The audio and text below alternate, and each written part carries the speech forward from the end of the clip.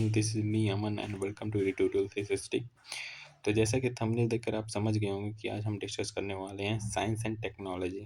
और science and technology हम discuss कर रहे थे रवि पी अग्रहारी सर के बुक से, जो कि है civil services prelims and mains examination के लिए।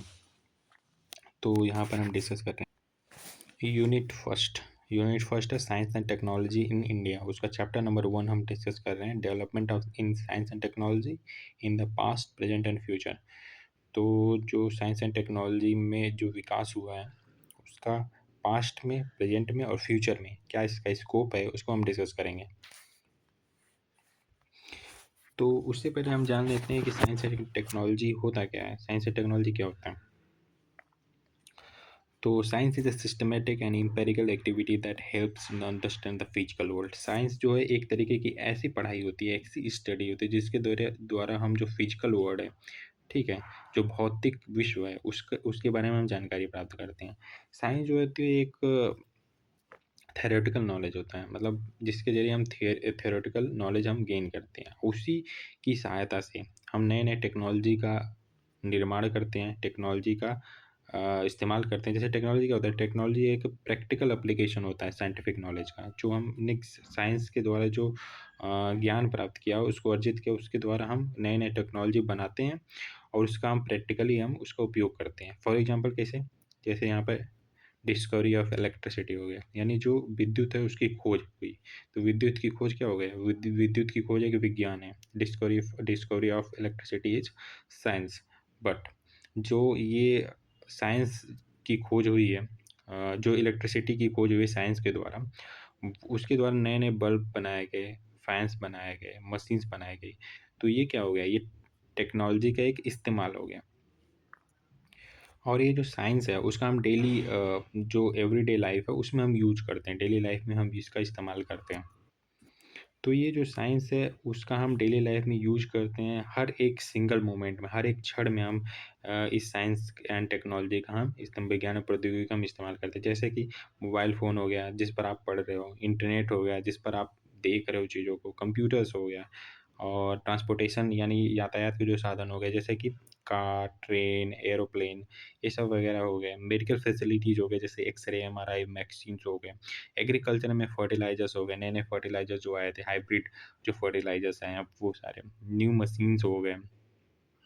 और फिर कम्युनिकेशन की अगर संचार के माध्यम देखा जाए तो सोशल मीडिया हो गए, टीवी हो गए, सैटेलाइट होंगे। तो science makes life comfortable, fast and more informed. जो साइंस जो है वो हमारी ज़िंदगी को काफ़ी कंफर्टेबल बनाता है, तेज़, सुगम बनाता है और बहुत ही ज़्यादा इन्फॉर्म्ड हमें बनाता है। तो साइंस के जो विकास हुआ है, साइंस एंड टेक्नोलॉजी का, विज्ञान और प्रौद्योगिकी, उसके बहुत सारे चरण हैं।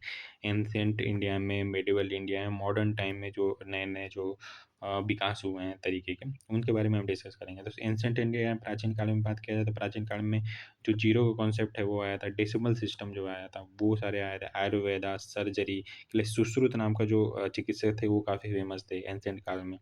आप लोग कमेंट में बताइए कि सुश्रुत जो थे वो किसके काल में थे, गुप्त काल में थे या किसके काल में थे? आपको ये बताना है कमेंट करके, ठीक है? एस्ट्रोनॉमी की अगर बात किया जाए, ठीक है, तो एस्ट्रोनॉमी में आर्यभट्ट फेमस थे। आर्यभट्ट ने बताया था कि सौरमंडल के बारे में सारी चीज़ें बताई थी, उस टाइम पे बताया था जो आज के समय में खोज की गई है, ठीक है?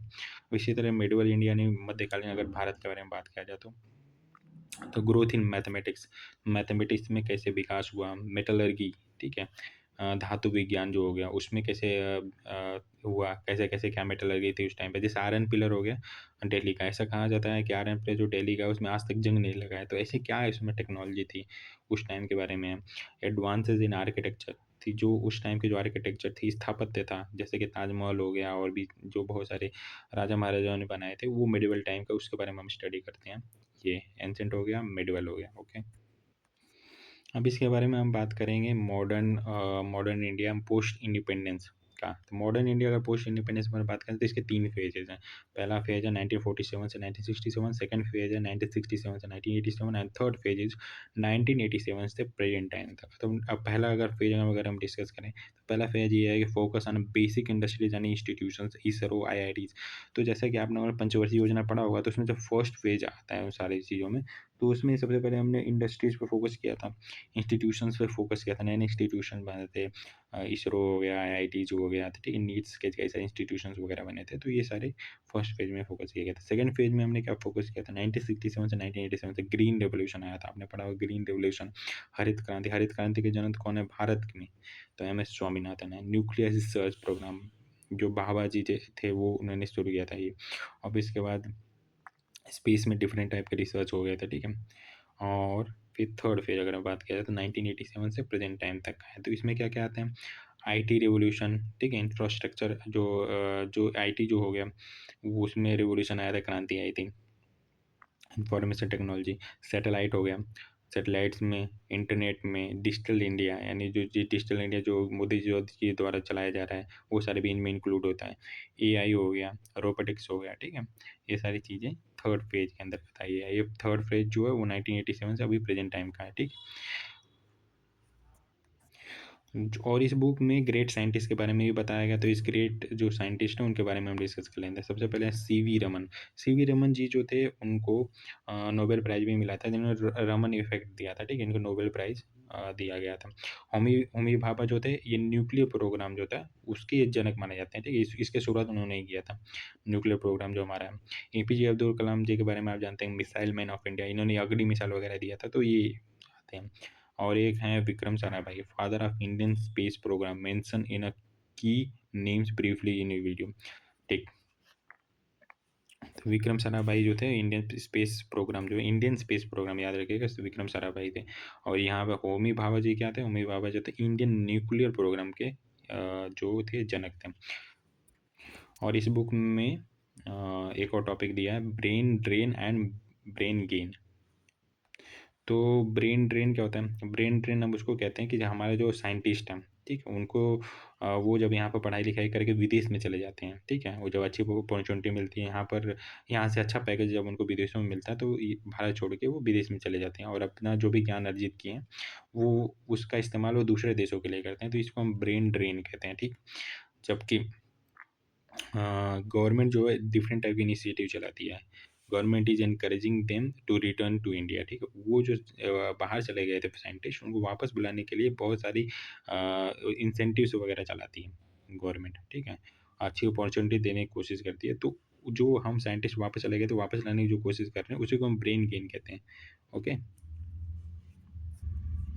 इसके द्वारा कई सारे डिफरेंट टाइप के स्कीम्स गवर्नमेंट के द्वारा चलाई जाती हैं, ठीक? कुछ गवर्नमेंट स्कीम्स हैं, इसके बारे में देख लो। अटल इनोवेशन मिशन है, अटल टिंकरिंग लैब्स हैं, supports of startups and research, ठीक है? स्टार्टअप्स और जो रिसर्च है, उसको सपोर्ट करने के लिए स्कीम चलाई जा रही है। अटल टिंकरिंग लैब है, अटल इनोवेशन मिशन, इसके बारे में हम डिटेल में डिस्कस करेंगे आगे के वीडियोज़ में, ओके? ये एक ओवरव्यू है। अगर हम साइंस एंड टेक्नोलॉजी, विज्ञान और प्रौद्योगिकी के अगर फ्यूचर के बारे में बात करें, भविष्य के बारे में बात करेंगे, तो क्या-क्या आएगा? तो एआई है, आर्टिफिशियल इंटेलिजेंस, तो ये जो काल है वो आर्टिफिशियल इंटेलिजेंस का है। लोग प्रभावित भी हो रहे हैं और कुछ लोग सीख भी रहे हैं उससे, और हमारे जो ज़िंदगी में काफ़ी सारे बदलाव भी आ रहे हैं एआई के ज़रिए। तो एआई का ही इस्तेमाल करके क्या रोबोटिक्स रोबोट्स वगैरह बनाए जा रहे हैं, ठीक? उसमें भी फीड किया जा रहा है एआई वगैरह से। फिर क्वांटम कंप्यूटिंग हो गया, ठीक? क्वांटम कंप्यूटिंग जो होता है बहुत तेज़ कंप्यूटर्स होते हैं, सुपर कंप्यूटर्स जैसे होते हैं वो भी। फिर इसके बाद इलेक्ट्रिक व्हीकल्स का काल है, ठीक है? अब इलेक्ट्रिक व्हीकल्स के लिए कौन-सा सरकार स्कीम चलाती है, फीमा वगैरह, आप लोग ये थोड़ा-सा भी देख लीजिएगा, बाद के चैप्टर में आएँगे वो सारी चीज़ें। फिर स्पेस मिशंस, कुछ-कुछ स्पेस मिशंस कैसे-कैसे हैं, गगनयान हो गया, चंद्रयान हो गया, तो स्पेस मिशंस आएगा। The future will be highly advanced in technology driven, तो जो हमारा जो फ्यूचर है वो टेक्नोलॉजी के ऊपर ही चलेगा, ठीक है? और डिफरेंट टाइप के जो हाइली एडवांस्ड जो टेक्नोलॉजी वो हमारे जीवन को प्रभावित करेंगे। कंक्लूजन के बारे में बात किया जाए तो science and technology are the backbone of development. तो जो हमारा जो विकास है उसका जो रीढ़ है वो विज्ञान और प्रौद्योगिकी है, ठीक है? They have charge our lives in past shaping our present are building our future, ठीक है? तो ये हमारा जो पास्ट है, प्रेजेंट है और फ्यूचर, उस सारी चीज़ों को हमें प्रभावित करता है। तो ये था हमारा आज का वीडियो, ओके? अगर आपको ये जो वीडियो अगर पसंद आता है तो वीडियो को लाइक करिए, चैनल को सब्सक्राइब करिए और दोस्तों के साथ शेयर करिए, ओके? और पीडीएफ वगैरह अगर चाहते हैं तो हमारे टेलीग्राम चैनल को फॉलो कर सकते हैं, टेलीग्राम चैनल हमारे डिस्क्रिप्शन में है, ओके?